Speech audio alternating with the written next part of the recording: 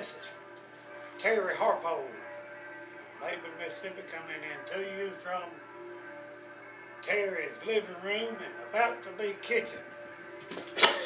Hey, Buster. I'm not about to take the place of Cajun Wilson, Justin Wilson, or any of these other famous cooks who are online or anything. I wouldn't if it was for money.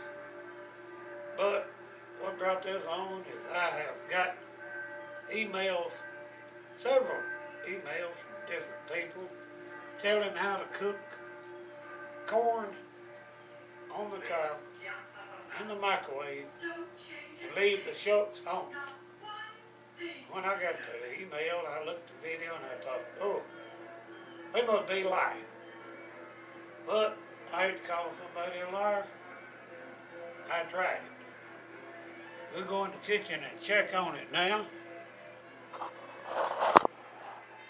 And to save time in making this video and uploading this video, I've already cooked the corn in this microwave shown here. You see it says end here. E-N-D-N. Alright. What you do, you take an ear of corn, leave the shucks on it. And it's hot now because it's already been cooked. Let me get me a rag.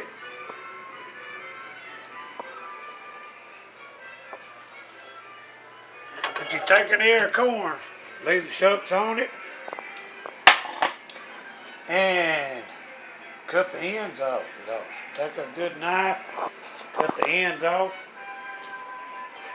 Then you put it in the microwave and cook it 3 minutes. 3 minutes. Then turn it over and cook the other side 3 minutes. Let's look here at it.